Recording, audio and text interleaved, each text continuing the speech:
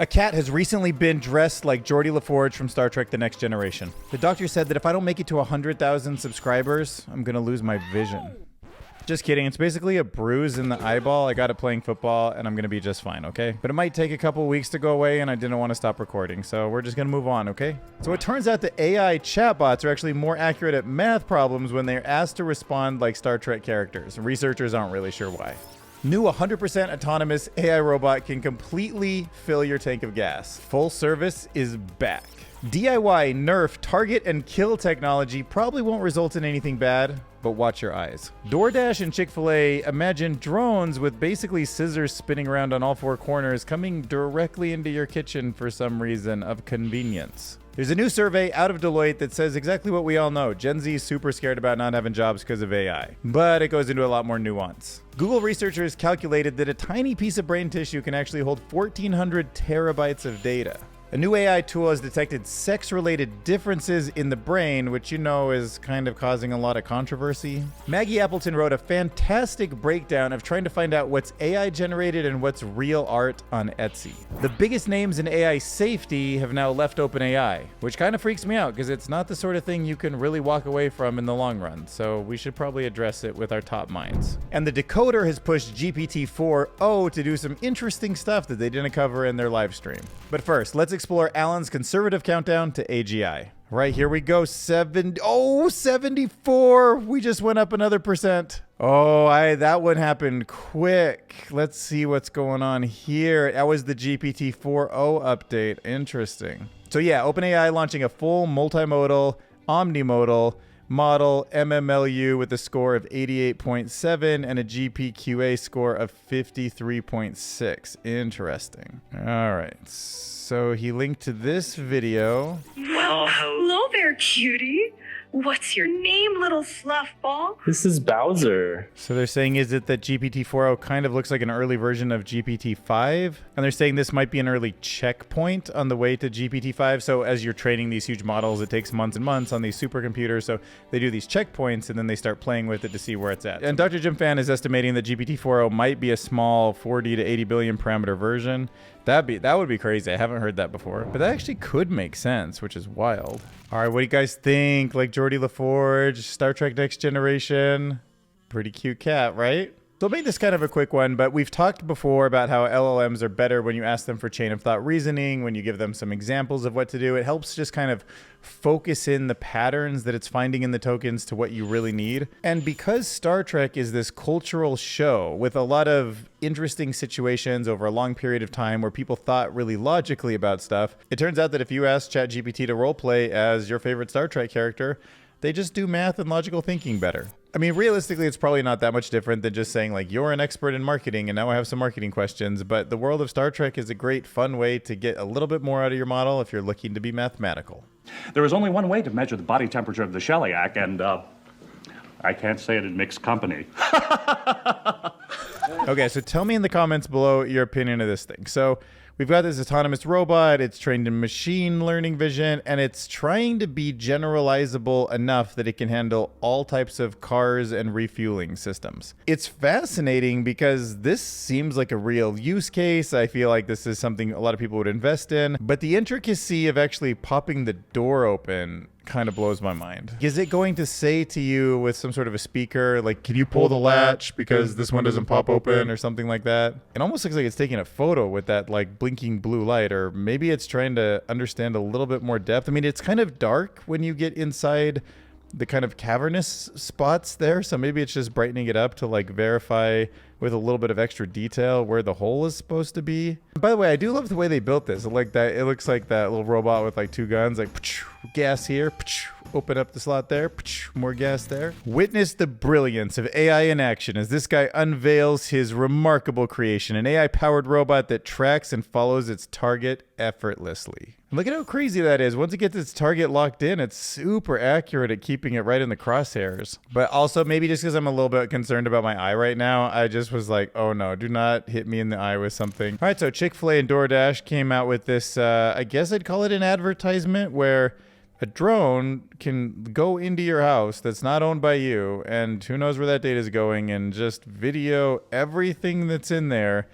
and where you are and what your house looks like while bringing in like 4 spinning blades that look super dangerous that are just inches away from when you grab your Chick-fil-A, and then it just flies out. I'm like, no, I don't know. I do think drones are going to do all these deliveries. I do think everyone's going to be super surveilled, but something about this just feels super wrong to me. Maybe if it had some like bumpers or something around the blade, and maybe if it didn't just kind of look at you in that weird ultra human like robot I'm just tracking you way. But of course DoorDash says safety first, equipped with collision avoidance systems and weather monitoring for secure operations. Doesn't that kind of sound like just some lame corporate speak? All right, so for all you millennials that want to know more about Gen Z, a study from Deloitte has been released. And look, if you're not intimately in tune with their needs, which I'm not, you might be surprised to find that respondents are cautiously optimistic about the economy and their personal finances, but uncertainty remains. Wait, it says nearly 1/3 of Gen Z, 32%, and 31% of millennials are optimistic. That means 2/3 are not optimistic. You know, and this kind of thing is actually probably what worries me the most out of a survey like this. Many do not feel that they can influence the overall direction of their country. I mean, being honest, I feel sort of disenfranchised like that too. Like, I know I'm like going to vote because voting is one of the few things we can do as citizens, but just with the electoral college and the 2-party system, you're kind of like, dude, I wish I had more ways to make an impact. Yes, but luckily they do feel like they have more agency to drive change on societal changes such as climate change, mental health, and education.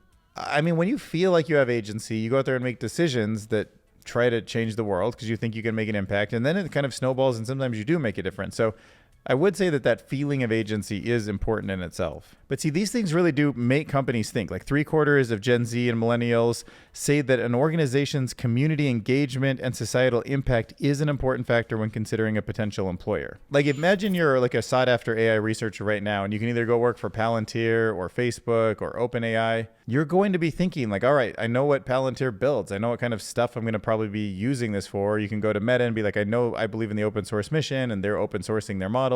Or you go to OpenAI and say, no, I think it's better that these things stay closed and we work tightly with governments. Like, it's, you know, it kind of reflects on you where you want to work at that point. Now, this is a really interesting chart. So top emotions, respondents report feeling when they think about generative AI. So millennials feel a bit more uncertainty, a bit more excitement, less fascination, equal amount of surprise, equal amount of trust, equal amount of confusion, anxiety, and a little less fear. So really interesting kind of out from left field Google research paper is looking at a piece of brain tissue and trying to figure out how much data it holds. Now, I've never really got my head around how to think about how much data is in the human brain. I know a couple facts, right? We have 80 billion neurons, and the ways that those can be connected just blows up to essentially infinity. And I know that there's a fairly well understood science of information, like all the stuff that Claude Shannon pioneered. And then at least as far as I know, it just gets really kind of blurry. And nobody knows how to say like, oh, the human brain processes approximately X amount of data. There's just something about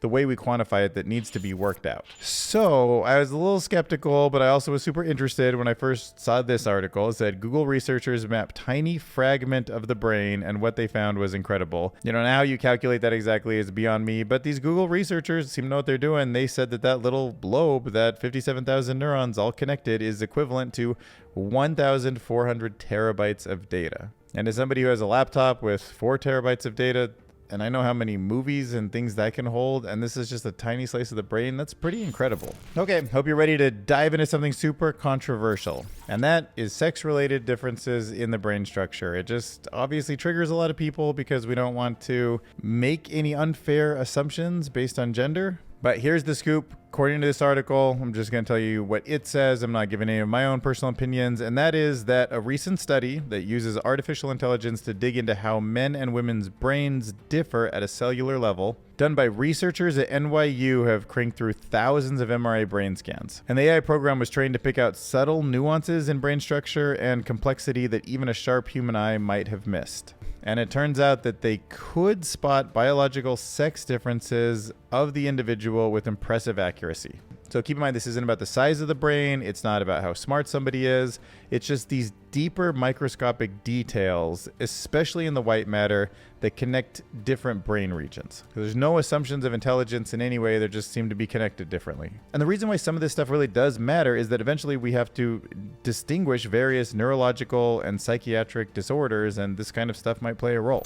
All right, next, let's talk about a personal story. So there's a woman named Maggie Appleton, and she writes all sorts of awesome stuff on her blog, and she went through this whole story of trying to find on Etsy some images that were truly authentic and which ones were AI generated. Just surprised her and is an interesting kind of preview, I think, for what a lot of us are going to deal with over the next couple of years.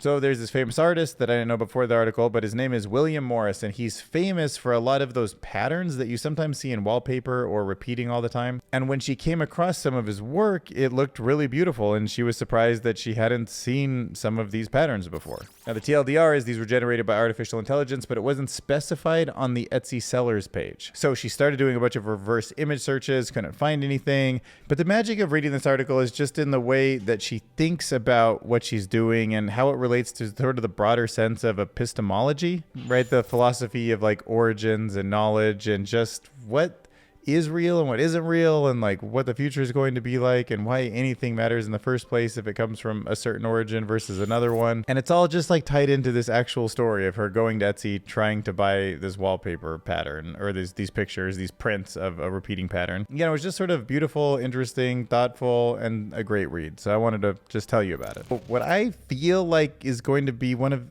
probably the biggest challenge maybe humanity has ever faced, and is probably going to happen very soon, at least I think in our lifetime for sure, is the problem of super alignment, of super intelligent AI that's smarter than any of us or all of us combined, still wanting to be essentially our servant or do things in the best interest of us. And it could very well be a winner-take-all situation where whatever AI is just inches ahead right now just takes off and has so much exponential power in terms of intelligence and computation and resources that it just runs away with whatever goal it has in mind with the planet. And the smartest humans should be going very slowly towards this end and thinking about it extremely hard. And unfortunately, it's all going super fast and it's mostly out of control. And the few people who are in positions that really could align this thing right are some of the most important people on the planet. And one of those is Ilya Sutskever, who is just sort of famous for being part of the OpenAI board dismissal thing of Sam Altman. And then there's this other guy, Jan Leek, who has been some of the most important people at OpenAI working on super alignment, have both departed. So yeah, yesterday was my last day as head of alignment, super alignment lead, and executive at OpenAI. And like he says, it's been such a wild journey. My team launched the first ever reinforcement learning with human feedback, the way that we train all these systems.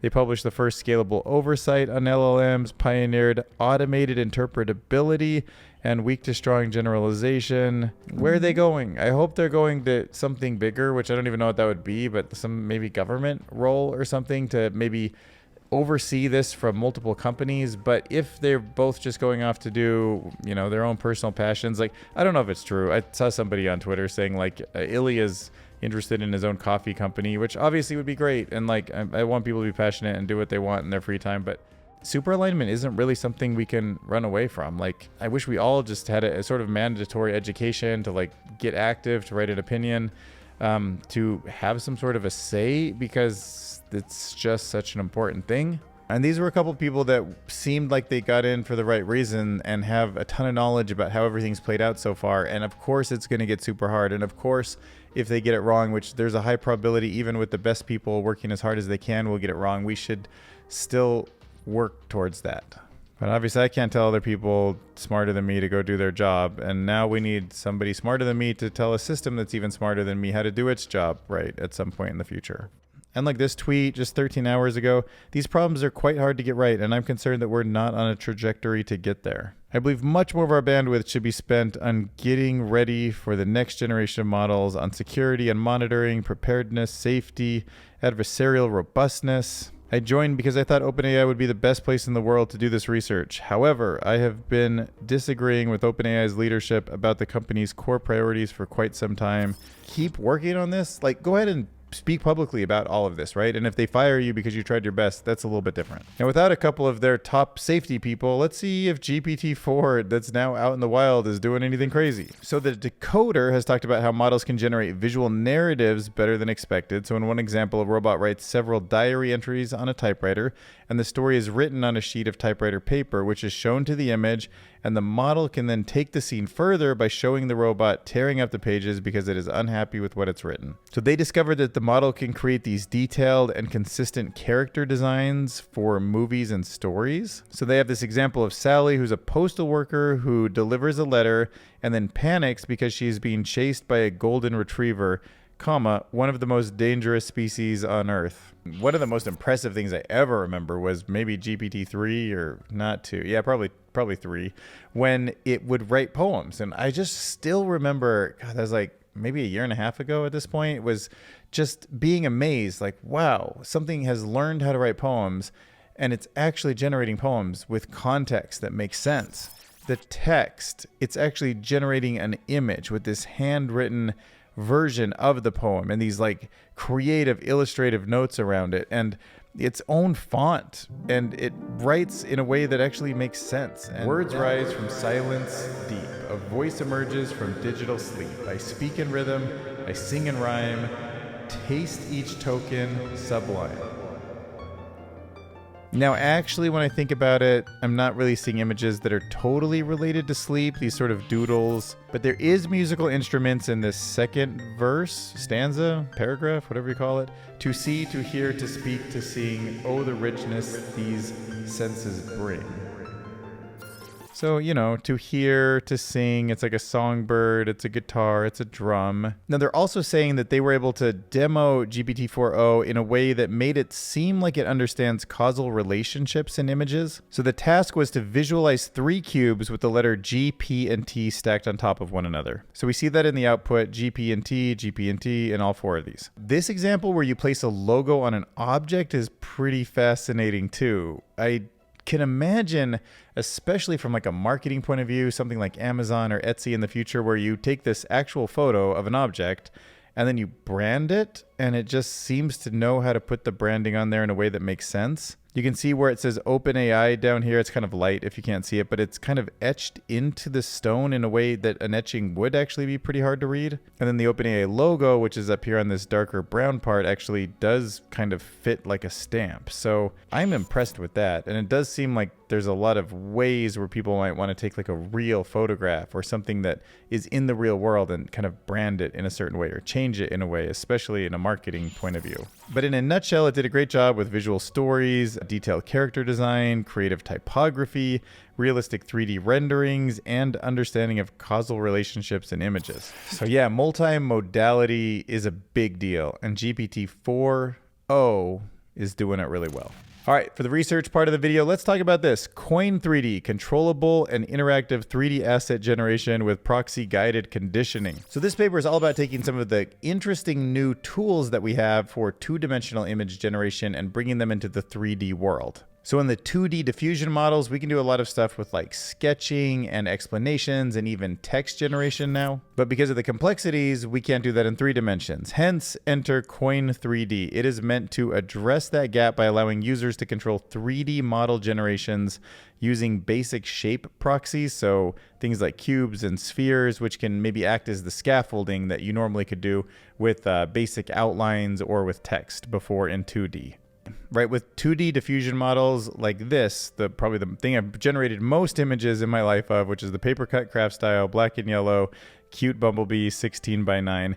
I often get close, but I'm like, oh, I actually don't, maybe I don't want these flowers, I want a rose or something. So we have powerful tools like in-painting, out-painting, and masking that we can do to just reconfigure a little portion of it. And think about how fascinating that is, that just that rough change. It knows that it's still paper cut craft style. It knows how to make sense of a rose in this context, and boom, it's done. And in this paper, they're pointing out that even in the best text to 3D examples that are out on the internet right now, there's no tool that's quite like that. But to build useful tools like this in 3 dimensions, you also have to have 3-dimensional tools. So like a little paintbrush like this isn't going to do. You have to have objects, cubes, spheres, things like that can exist in 3 dimensions. And that's exactly where tools like this Coin3D come into play. So they're trying to add 3D controls with basic shapes, and they're giving you basically objects to help position them. We first generate 2D image candidates with proxy silhouette and construct 3D proxy samples with surface sampling.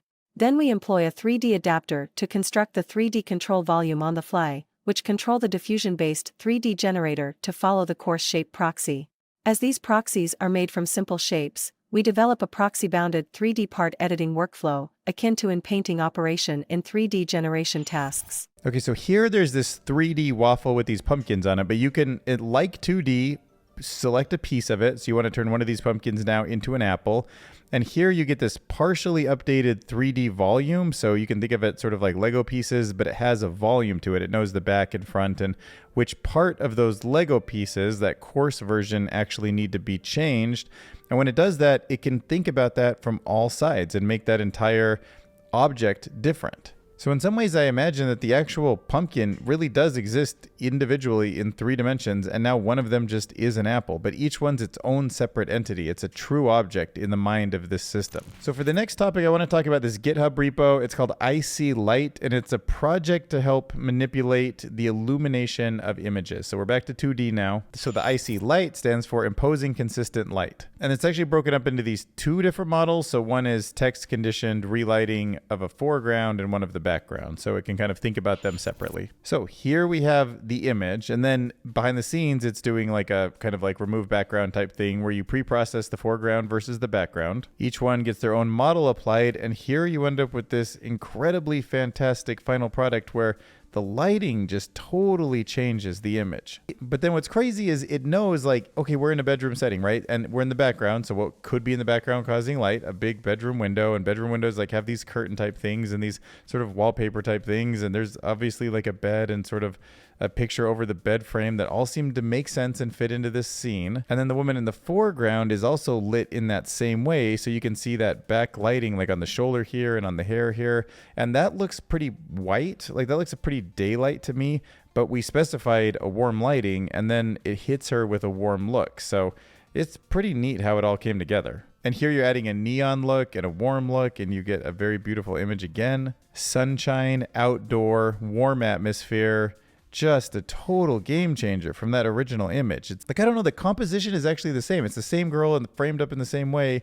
But when I'm seeing this gray background or I'm seeing this white background and then I'm seeing that lighting, it just seems way more in depth. And I'm starting to think like, will tools like this generate what seems like a 2D image to our eyes in something like a VR headset, but have a little bit of depth to it, be able to render in real time these things? They're going to feel so real and natural and engaging. It's a very powerful change. Like that to sunshine in the window with this icy lighting effect. This one interpreted a shadow from the window as these big streaks of dark and light, and they seem to just resonate right into the hair in both these places.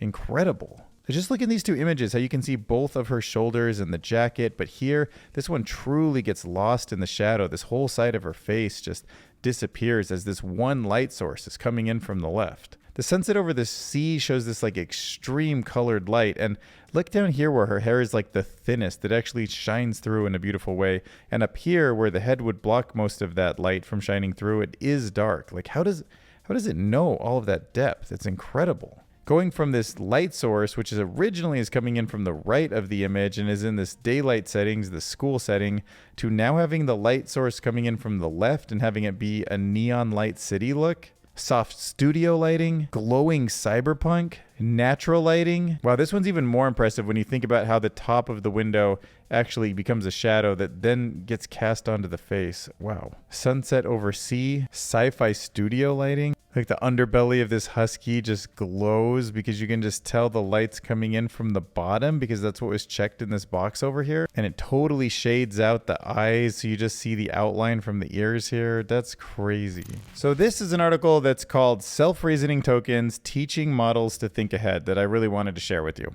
And it's related to this research paper called Interpretability in the Wild, a Circuit for Indirect Object Identification in GPT-4o Small. So TLDR on this is the UC Berkeley researchers were looking at GPT-4o Small to understand how does it nail the task of spotting indirect objects in a sentence. Like their example is that how do you figure out who, quote, Mary is when you say John gave a drink to Mary? He's not the direct object of the sentence, but they had to map out this complex web inside of the AI to figure out how it was even thinking about these kind of things. And I think this gives us a lot of insight into our own thinking, because a lot of times we do stuff like this and it feels very human and like, can computers ever do things like this? So they tried to map this all out looking inside the brain of this smaller model, something that's a little easier to get our head around, and it involved 26 attention heads, and it grouped them into 7 types to figure out how it knew who Mary was. All right, and those 7 types, those groupings, were actually playing specific roles in trying to figure out and understand who the sentence was. So this feels to me like when you're more conscious about a sentence and you're trying to imagine it, these are like the 7 kind of groupings of how you imagine it, and then each of those break down into these 26 attention heads, which are more like specific features that help those groups come together.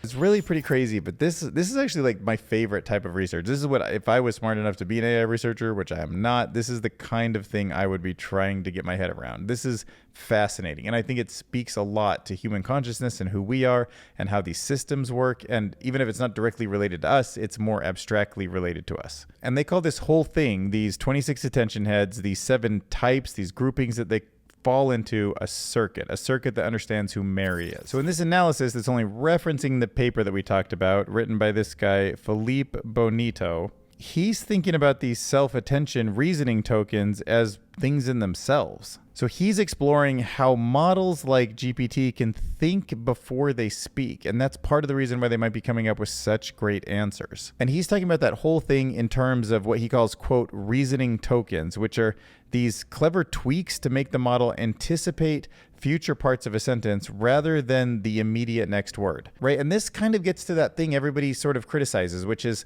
like, oh, it's not real. It's just like next token prediction, but they're building blocks, right?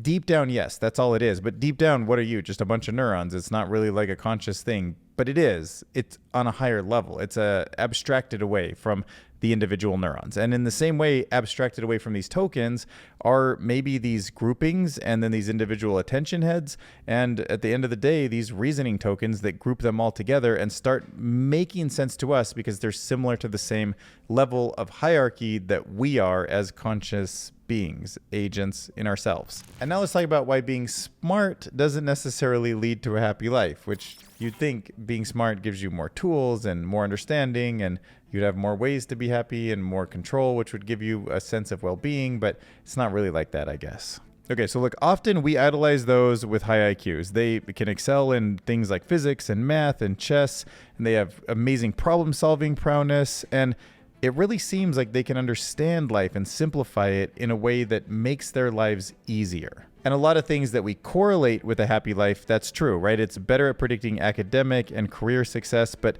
not necessarily one of those important elements that we often overlook, and that's fulfillment. Unfortunately, for smart people, fulfilling lives are actually often very messy, they're poorly defined, and they don't have clear-cut ways to quantify them. Now, even though the study is showing that high IQ doesn't always make you happier, it's not necessarily reversible. Like, you can't just be like, the dumber you are, the happier you are either. So let's put some context around being dumb and being happy. So what the paper is really getting at is how we undervalue specific types of intelligence that help us maintain relationships, handle grief, some of the kind of skills that we normally think of as more EQ and an emotional intelligence.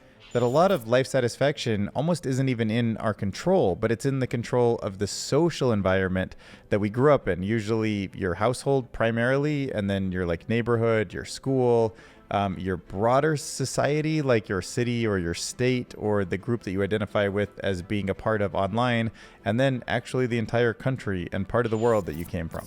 So looking at these charts, life satisfaction was reported on a scale from 1 to 10, with 10 representing the highest satisfaction. So people over here are the happiest, most life satisfaction. And interesting, some of these Asian cultures have this like huge peak in the middle, meaning there's a lot of conformity right around the center. overall, it seems to me that Latin America and the Caribbean are just doing the best. Out of all the charts, this is the one that's like most up and to the right, with pretty decent charts for North America, Central and Eastern Europe, and the Commonwealth of Independent States. Unfortunately, Sub-Saharan Africa seems like it's got the kind of biggest bulk over here on the lower end of happiness. Might speak to a phenomenon you might already know about, how actually getting money when you're poor makes a big difference in your life satisfaction, but it does cap out. There is sort of a glass ceiling to it. And here in the article, they say, sure, we know that if you're starving, lonely, or hurting, getting food, companionship, and medicine will likely make you happier. But after that, happiness is a tough nut to crack. So, and kind of like on the Maslow's hierarchy of needs, it's like getting out of that bottom tier, it matters. Like money, safety, that makes you happier. And then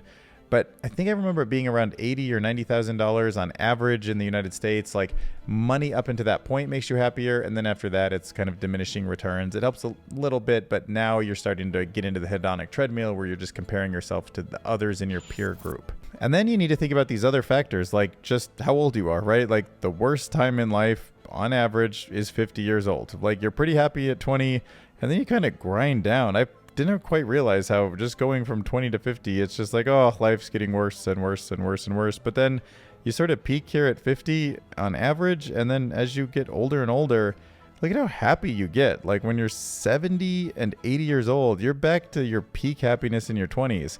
And then you even surpass that. Like these 85-year-olds, these 90-year-olds that are still alive today, on average, are way happier than any other point in their life. That's crazy. I didn't know that.